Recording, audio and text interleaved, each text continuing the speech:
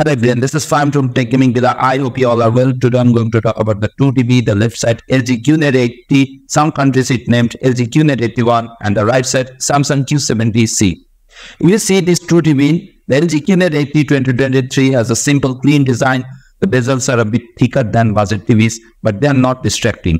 Nothing stands out about its design, but it doesn't look cheap either. On the other hand, the Samsung Q70C has a clean and simple look. The stand is center mounted, so the TV fits well on smaller tables. The LG Qned80 has decent build quality. The feet are sturdy and support the TV well, allowing for just a bit of wobble. The back is all plastic and there's noticeable flakes throughout, but this is common and won't cause any issues. Overall, the materials used are a bit cheap and there's more plastic than the LG Qned80 2022. But there are no obvious issues or problems with quality control. If you are new in my channel, then please subscribe and press the bell icon for future notifications and upcoming videos. I have another channel named Tech Gaming Villa, where I upload similar kind of tech videos like TV comparison, sound system, home theater. You can check and subscribe. On the other hand, the Samsung Q70C overall has a good build quality. The TV has an all plastic build, but it still feels solid. The stand holds the TV well, and there's minimal wobbling when pushing or moving the TV. The back panel exhibits minimal flakes, although there's more of it around the bezel holes or the inputs, but it isn't excessive and won't cause any issues. If you see this 2 TV's picture quality, LG Qned80 has a horrible contrast. Blacks look grey and washed out, and dim scenes lack shadow detail. There's local dimming feature that's designed to improve contrast, but it's terrible, and I recommend you turn it off.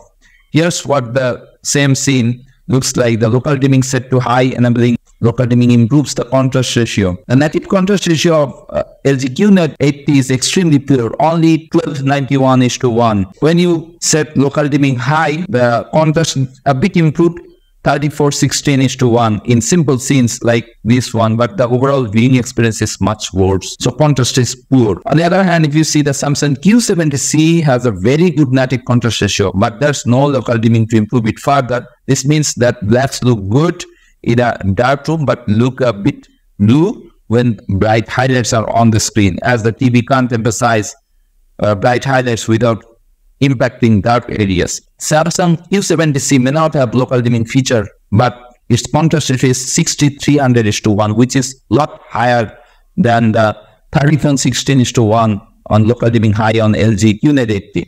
If you see this 2 TB is blooming, with local dimming set to off, there's no blooming, as the entire backlight is always on at the same intensity. Here is what the same scene looks like with the local dimming set to high. Again, it slightly improves the contrast, but at the expense of severe blooming in almost all scenes on LG Qned80. As this TV doesn't have a local dimming feature on Samsung Q70C, there is no blooming around bright objects in dark scenes. The entire backlight is always on at the same intensity, so blacks look blue when bright highlights are present. On LG Qned81, with local dimming set to off, there are no zone transitions, as the entire backlight is always on. For comparison, here's what the lighting transitions look like with the local dimming set to high. There's severe blooming, although it does make contrast a bit better. On the other hand, the Samsung Q70C, this TV doesn't have a local dimming feature, as bright highlights don't move from zone to zone. There's no distracting flicker or brightness changes as they move across the screen. The contrast details in game mode is extremely poor on LG Qned81.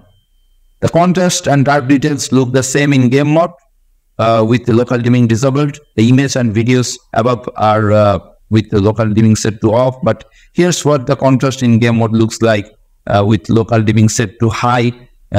It's extremely poor. On the other hand, no noticeable difference on game mode on Samsung Q70C. The contrast is very good. If you see this 2 TB's HDR brightness, the LG Qned80 has just okay peak brightness in HDR. Bright specular highlights in HDR content don't stand out, and HDR generally looks flat and dull on LG Qned81. On the other hand, the Samsung Q70C has adequate HDR brightness. It doesn't vary from scene to scene, but as the TV lacks a local dimming feature, highlights don't stand out against the rest of the image. On HDR brightness on game mode, if you select game optimizer on LG TV, HDR select mode makes no noticeable difference to the peak brightness. HDR in games still is flat and dull overall, and bright highlights don't stand out. On 10% window, LG Qned81 produces 482 CD per meter square. On the other hand, Samsung Q70C produces 456 CD per meter square. And peak 100% window, LG produces 481 CD per meter square, and Samsung produce 457 CD per meter square. The Samsung Q70C, it is slightly brighter overall in game mode, but it's not noticeable difference, and it's still too low for a truly good HDR experience. The LG Qned81 peaking UTF tracking is decent overall. Shadow details are raised significantly and look washed out. This has more to do with its low contrast ratio than its HDR processing. Midtones are slightly dimmer than they should be. Content mastered at 600 and 1000 nits hard clips when the TV reaches its peak brightness, leading to a loss of bright detail. Although this TV does not show any truly bright detail anyway, as it's just simply not bright enough. For content mastered at 4000 nits, there's a smoother roll-off and fine details are preserved. On the other hand, the Samsung Q70C PQ tracking is excellent on this TV. Dark scenes and midtones are displayed close to the content creator's intent. Near blacks are raised, however, but this is typical of LED TVs. Besides that, the TV tracks the content creator's intent very well. There's a sharp cutoff near the TV's peak brightness though, which causes a loss of fine details in bright highlights. If you see these two TVs HDR brightness, Samsung Q70C a bit better than LG Qned80. LG Qned80 has a good peak brightness in HDR. It's bright enough to overcome a bit of glare in a moderately lit or even a bright room. On 10% window, it produces 559 CD per meter square. On the other hand, Samsung Q70C produces 472 CD per meter square. On peak 100% window, Samsung is a bit better. It produces 461 CD per meter square. On the other hand, LG Qned81 produces 454 CD per meter square. The Samsung Q70C has a very good HDR peak brightness. It's bright enough to overcome glare in a moderately lit room, and there's a minimal variation in brightness in most scenes. If you see this two TVs color gamut, it's pretty typically a same. LG Qned80 has a great color gamut in HDR. Unfortunately, the tone mapping is bad when sent 75% stimulus, which corresponds to content mastered at 1000 nits. So most HDR content is inaccurate. In dimmer scenes, the TV performs much better. On the other hand, the Samsung Q70C has a good color gamut. It has excellent coverage of the common DCI-P3 color space, which is used in most HDR content. Unfortunately, most of its color range is undersaturated, even more so in greens and yellows. Its coverage of the less widely used Recon 2020 color space is possible, but it's even more undersaturated here than in the DCI-P3 space. If you see this 2 TVs color volume, it's also typically same performance. The LG Qned81 color volume is just okay. It's mainly limited by its low contrast, as it can't display dark saturated colors well. On the other hand, Samsung Q70C TV has a decent color volume. However, it struggles with both dark saturated colors and very bright colors. In particular, the TV has a really hard time with greens, as they are not nearly as bright and saturated as they would be on an ideal TV. Yellow and reds are also deviate from the ideal, as they are undersaturated. With a few quick settings changes out of the box, the LG Qned80 has a great accuracy. Bright shades of gray are a bit off, but not noticeable. So, and gamma is close to the 2.2 target. Color accuracy is excellent with no noticeable issues, and the color temperature is nearly perfect. On the other hand, the Samsung Q70C has a mediocre pre-calibration accuracy.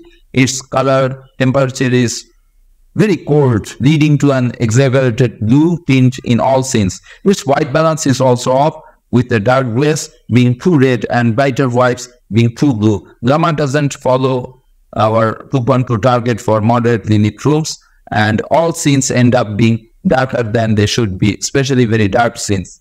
LG Qned80 TV is very easy to calibrate, and the results after calibration are nearly perfect with no noticeable issues at all. On the other hand, the Samsung Q70C TV is challenging to calibrate, taking some work to make the TV look good. Blues and reds are especially hard to calibrate here. Still, it looks fantastic afterward. These two TVs, gray uniformity. The gray uniformity a bit better on LG Qned81, which has great gray uniformity. The sides of the screen are slightly darker than the center, but it's not noticeable. There's a very little dirty screen effect in the center. Near black scenes look excellent with no noticeable issues. On the other hand, the Samsung Q70C has satisfactory gray uniformity. There are some visible uniformity issues with noticeable vignetting. There's some banding in parts of the screen and a bit of dirty screen effect. These uniformity issues are noticeable if you want to use the TV as a PC monitor or watch content with large areas of bright uniform color like hockey. On darker colors, there's noticeable backlight bleeding with the corners and sides of the image being bluish compared to the center. If you see this two TVs black uniformity, the black uniformity is definitely better on Samsung Q70C.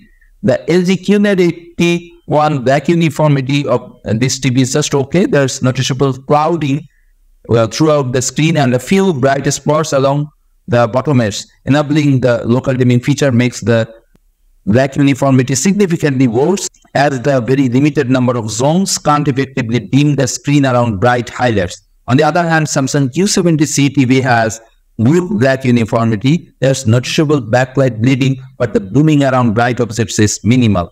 If you see these two TVs, viewing angle is very good on LG Qned80, and Samsung Q70C is worse viewing angle. The LG Qned81 TV has a great viewing angle, ensuring you will enjoy a consistent image even when viewed at a wide angle. It's a great choice for a wide sitting arrangement, or if you like to move around with the TV on. On the other hand, Samsung Q70C has a subpar viewing angle. The image shifts significantly when viewed at an angle, so this isn't good TV for a wide sitting arrangement, or if you like to move around the TV while watching it. On the LG Qned81, reflection handling is decent. There's no sign of rainbow smearing when bright lights are opposite the TV, which is great, but the coating does little to reduce glare. On the other hand, Samsung Q70C TV's reflection handling is decent. It does very well with glare from ambient lights, but it has a harder time with glare from lights or windows directly facing the TV. Overall, this two TV you judge, definitely Samsung Q70C is a lot better. Its contrast is very better, and there's some downside, but overall Samsung is much better TV than LG Qned80 or LG Qned81, you can say. So in this two TV, which TV you should choose? If you ask me, I will definitely choose Samsung Q70C. So tell me your thoughts in the comments below. That's it from now.